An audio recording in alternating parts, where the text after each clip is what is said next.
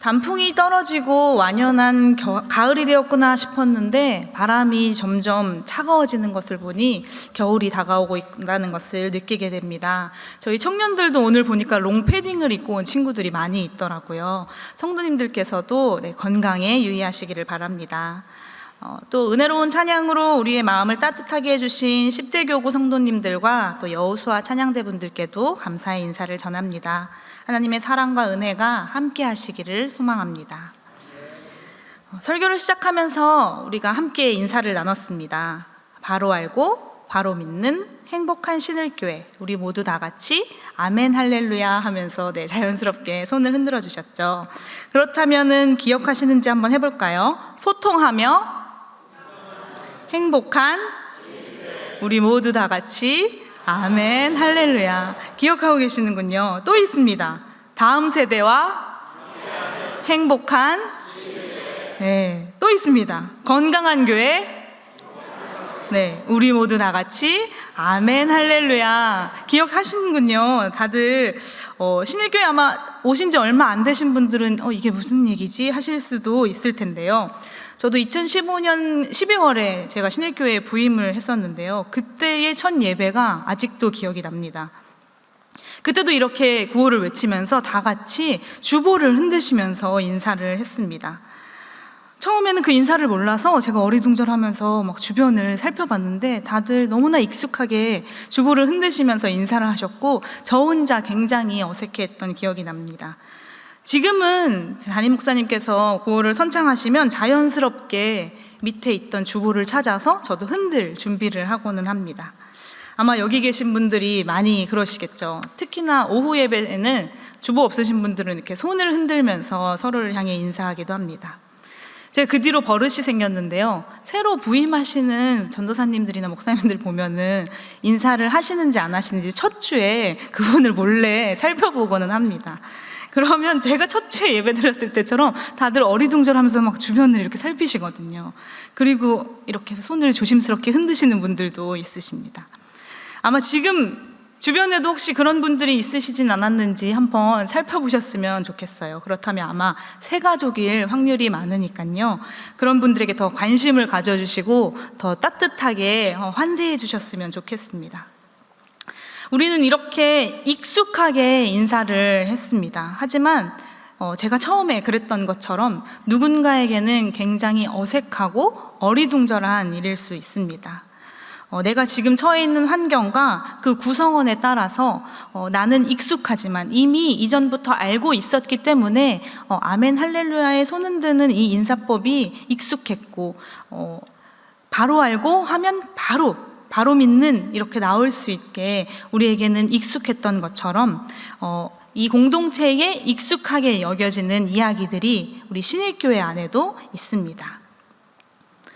오늘 우리가 함께 읽은 말씀을 살펴보면요, 예수님께서 비유로 말씀을 하기 시작하셨습니다. 예수님께서는 제자들과 무리들을 향해서 비유로 하나님 나라의 복음을 많이 전해 주셨습니다. 예수님께서 전하고자 했던 이 복음의 메시지를요, 직접적으로 말씀하신 경우들도 있었지만 다른 비슷한 현상이나 사물에 빗대어서 설명을 하시는 이 비유라고 불리는 방법을 통해서 많은 설명을 하시곤 했습니다.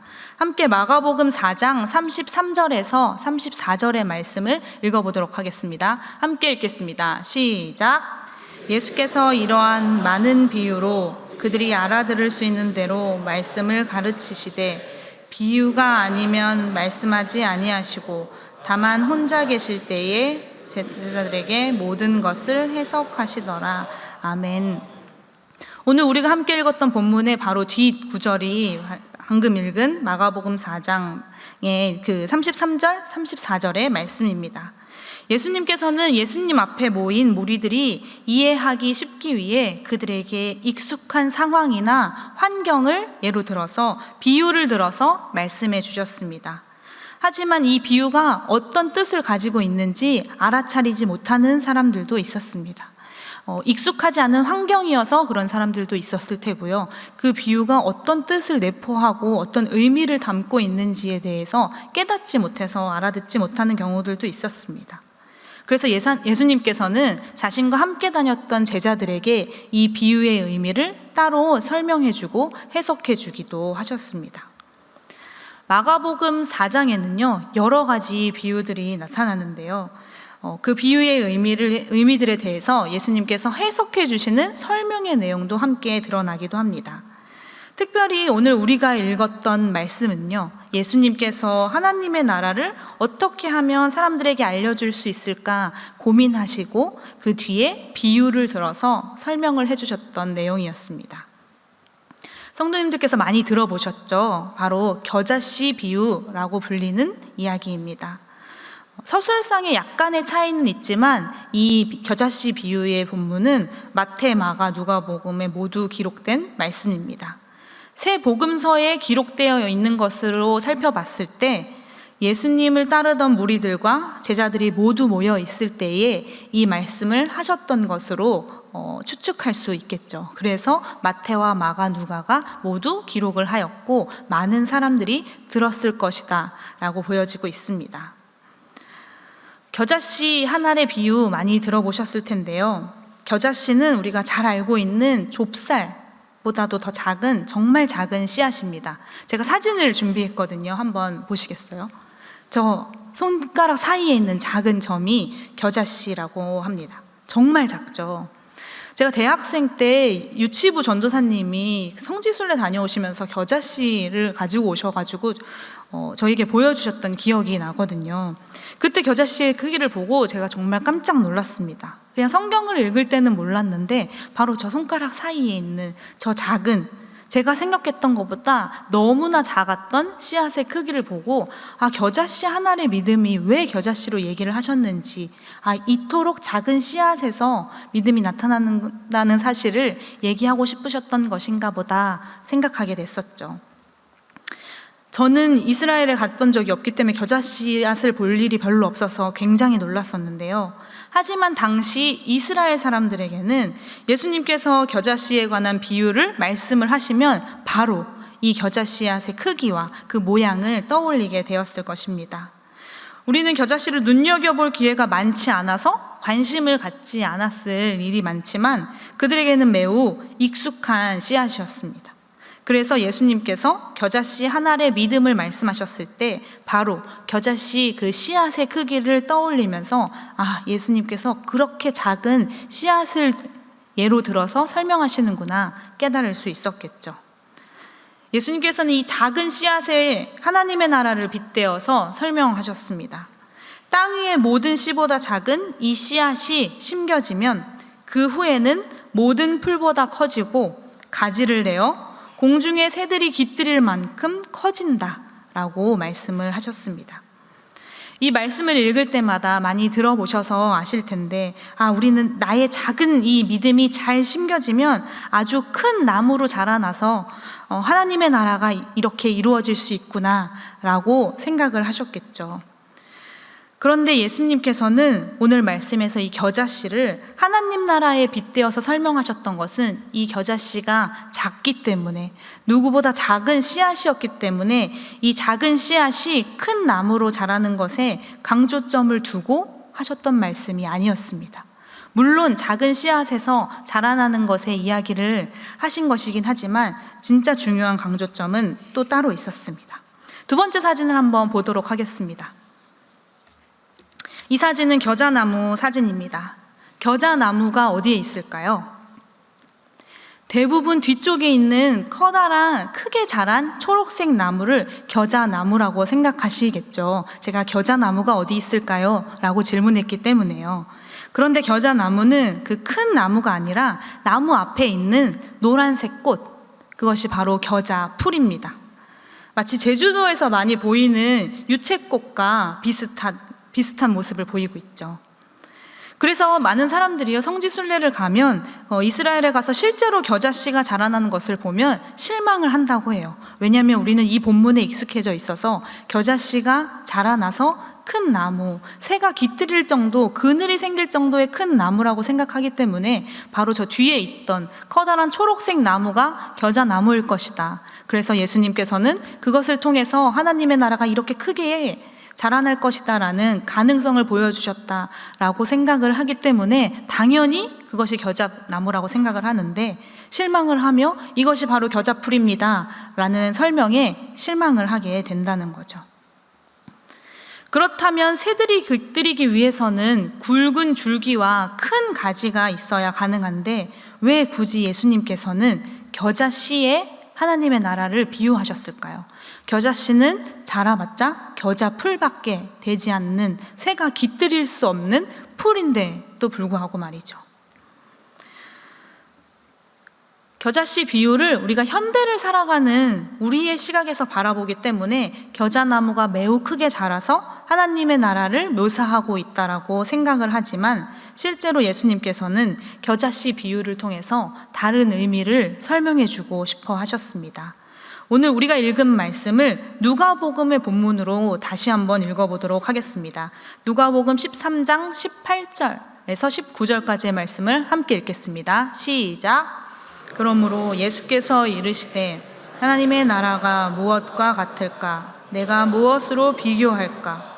마치 사람이 자기 채소밭에 갖다 심은 겨자씨 한 알 같으니 자라 나무가 되어 공중의 새들이 그 가지에 깃들였느니라. 아멘. 누가복음은 2절로 더 짧은 구절로 기록되어 있습니다. 그런데 이 말씀에는 겨자씨가 어떻게 땅에 심겨졌는지를 더 자세하게 기록하고 있습니다. 어떤 사람이 자기 채소밭에 겨자씨를 옮겨다가 심었다라고 이야기를 하고 있죠. 자기 채소밭에 갖다 심은 겨자씨 한 알이라고 이야기를 합니다. 아까 사진에서 보셨던 것처럼요, 겨자풀은 들에 널리 펼쳐져 있던 잡초를 이야기합니다. 그런데 그런 잡초를 애지중지 여기면서 자신의 채소밭에 옮겨 심는 사람이 과연 있을까요? 잡초는 가꾸지 않아도 알아서 자라나는 불필요한 식물이라는 뜻을 가지고 있습니다. 그렇기 때문에 오히려 자기 정원에 심을 것이 아니라 전부 뽑아줘야 하는 식물로 볼 수 있겠죠. 채소밭이라면 더더욱 주인은 그 작물을 키워내서 먹던지 다른 이에게 주던지 해야 되기 때문에 더 많은 작물을 심어내기 위해서는 더더욱 잡초는 필요 없기 때문에 뽑아버려야 할 존재로 보여질 수 있습니다. 예수님께서 주로 사역하셨던 이 갈릴리 지역의 사람들은요, 2월이 되면은 그 갈릴리 호수 주변에 잡초처럼 펴있는 겨자풀을 누구보다 잘 알고 있었습니다. 그래서 예수님께서 겨자씨 한 알의 비유를 말씀하셨을 때에 겨자 씨앗의 그 크기가 먼저 생각났을 테고요. 또 갈릴리 호수 주변에 널리 펴져 있는 그 들풀에 있는 잡초를 생각하게 되었을 것입니다. 그런데 이 비유의 뜻을 깨달았던 사람들은요, 예수님께서 이 비유의 말씀을 하셨을 때에 눈물을 흘릴 수밖에 없었습니다. 당시 사람들에게는 이것이 눈물이 날 정도의 말씀이었기 때문이죠. 왜 그랬을까요? 예수님께서 사역하시던 때에 갈릴리 사람들은 로마의 압제 가운데에 있었습니다. 로마의 핍박 가운데에 살아가던 사람들이었죠. 그들은 예루살렘 성전을 중심으로 했던 소위 말하는 주류에서 밀려났던 사람들이었습니다. 그래서 갈릴리 사람들은 마치 이방의 갈릴리라고 불리면서 멸시를 받던 존재들이었죠. 주류의 입장에서 본다면 갈릴리 지역에서 예수님의 이야기를 듣고 있던 그 갈릴리 지역의 사람들은 그저 잡초처럼 여기저기에 퍼져 있는, 뽑아 없애버려도 되는 불필요한 존재로 여겨지는 사람들이었을지도 모릅니다. 그래서 예수님께서는 이런 그들에게 마치 잡초처럼 무시받고 로마의 압제 속에서 주류가 아닌 비주류로 밀려나서 숨죽이며 살아가는 그들에게 오늘의 비유를 들려주셨습니다. 예수님은 잡초의 씨앗을 자신의 정원에 옮겨 담아서 옮겨 심어서 큰 나무가 되게 하겠다라고 말씀하셨습니다.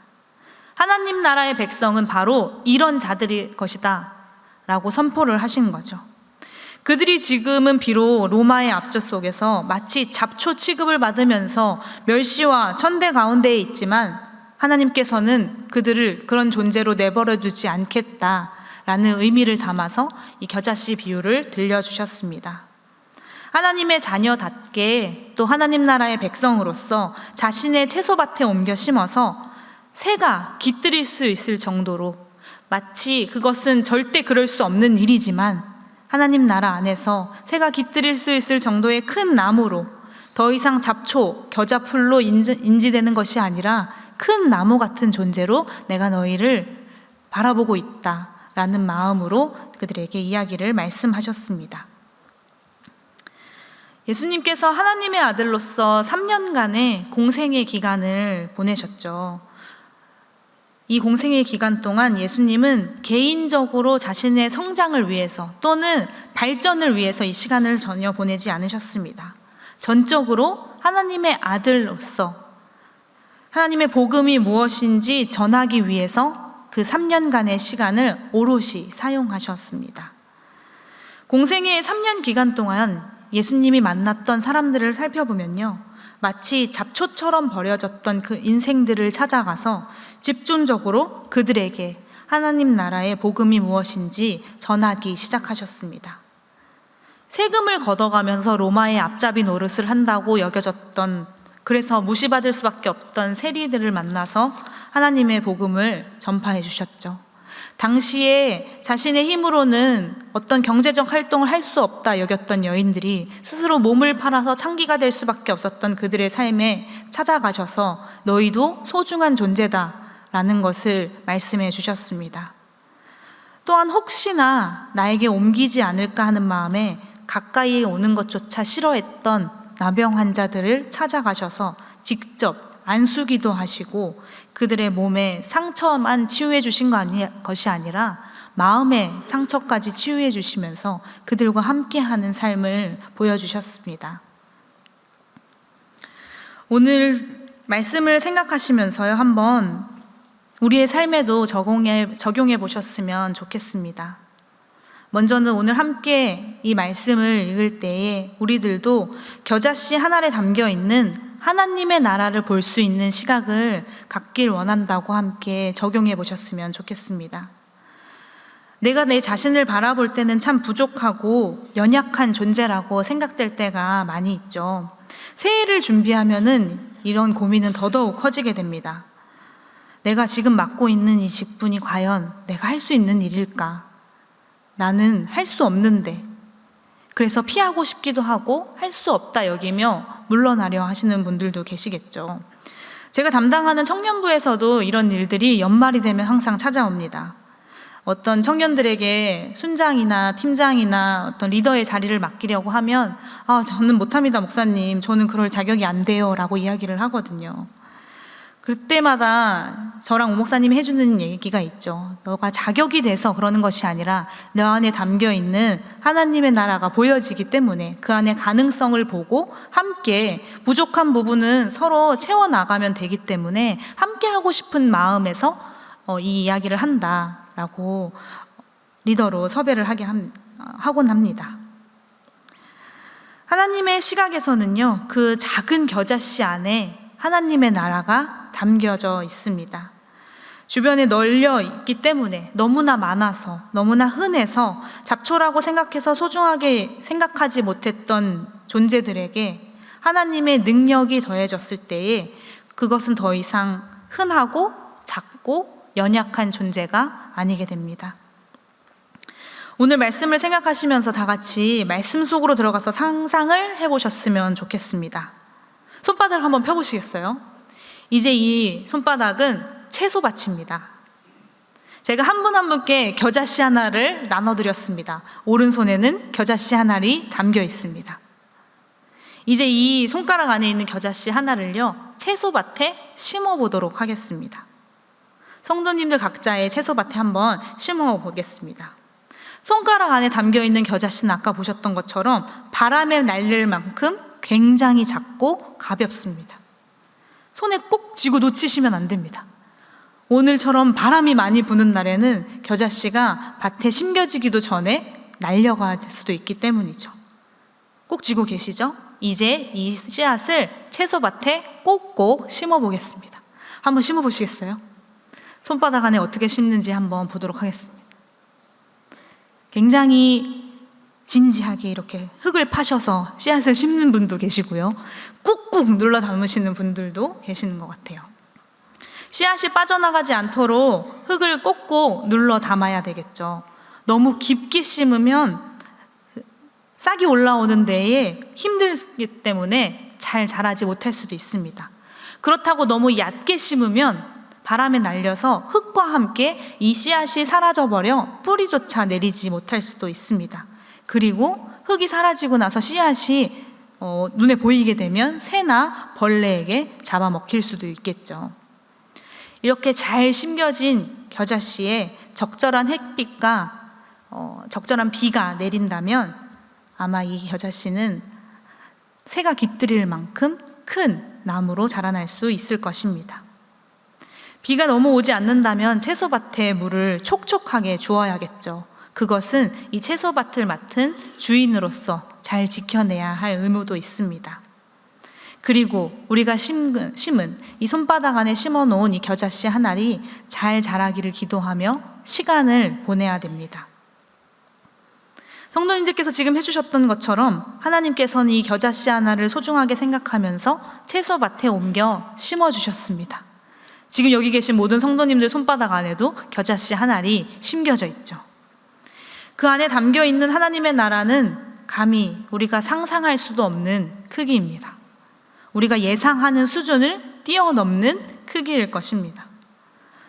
따라서 스스로에게 자격과 권한을 부여하는 것이 아니라 이제 하나님께서 우리 자신에게 능력을 더해 주셔서 더 큰 힘을 발휘해서 잡초 같은 겨자풀이 나무로 자랄 수 있게 만들어 주십니다.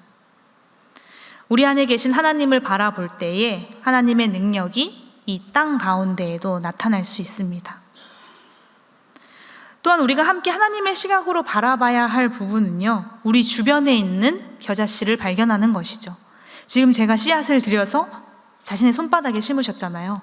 내 손바닥에만 겨자씨가 심겨진 것이 아니라 내 주변에 있는 모든 사람에게 이 겨자씨 한 알이 심겨져 있습니다. 만약 예수님께서 우리가 살고 있는 이 시대에 오신다면 이런 겨자씨 같은 존재들은 어디에 있을까요? 누구보다 율법을 잘 지키고 행했던 바리새인과 서기관 그리고 율법 교사들은 오히려 예수님의 뜻을 이해하지 못했습니다. 그래서 예수님의 공격의 대상이 돼버리기도 했었죠. 안타깝게도 한국교회 안에서도요, 좋지 못한 모습들이 많이 나타나고는 합니다. 명성교회 세습으로 많은 분들이 아파하셨고 기도하셨고 했지만 우리가 지켜내지 못했던 일들이 있었죠. 교회가 가난하고 소외된 자들의 친구가 되어주기보다는 마치 하나의 이익단체처럼 변해버려가면서 우리의 마음을 슬프게 하기도 합니다. 그저 기도할 수밖에 없고 바라볼 수밖에 없었던 이 답답한 심정을 모든 분들이 가지고 계셨을 건 알고 있습니다. 여전히 이 땅에는 상처받고 소외받은 이웃들이 지금 내 주변에도 있습니다. 이방의 갈릴리라고 차별받으면서 로마의 박해 가운데에 울부짖으면서 하나님의 백성들이 하나님 어디 계십니까? 울부짖었던 그 백성들이 우리 주변에도 이 땅에도 함께 살아가고 있습니다. 그런데 우리가 과연 그들에게 손을 내밀어주고 있는지 한번 고민해 보면서 또 한 주간을 보내셨으면 좋겠습니다. 그들의 친구가 되어주겠다라고 했지만 때로는 내가 차별의 대상이 돼서 그들을 무시하며 잡초 같은 겨자풀이라고 여기지는 않았는지 스스로를 돌아보는 시간을 가지셨으면 좋겠습니다. 나를 단순히 잡초로 바라보지 않고 하나님 나라를 담고 있는 믿음의 씨앗으로 스스로를 바라보고 또한 나아가서는 우리 주변에 하나님의 사랑이 필요한 사람들에게 함께 하나님의 나라를 꿈꾸었으면 좋겠다라는 기도를 하셨으면 좋겠습니다.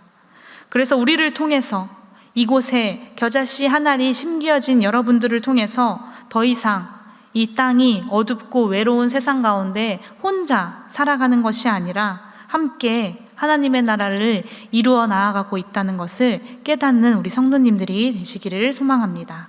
함께 기도하겠습니다. 언제나 우리와 함께 하시는 주님, 오늘의 말씀을 통해 하나님의 눈으로 겨자씨 한 알과 같은 내 모습 속에서 하나님의 나라를 발견하기를 원합니다. 또한 서로를 돌보아가며 외롭고 소외받는 이들을 향해 우리의 마음이 커져가기를 원합니다. 길가에 핀 흔한 잡초 안에 담겨있는 하나님의 능력이 그들을 거목으로 자라가게 하면 기억하면서 이 땅에 하나님의 나라가 이루어지기를 원합니다. 우리의 존재가 주님께로부터 왔음을, 그렇기에 겨자씨 한 알이 믿음의 거목으로 자라날 수 있게 해주심을 믿습니다. 감사드리며 예수님의 이름으로 기도드립니다. 아멘.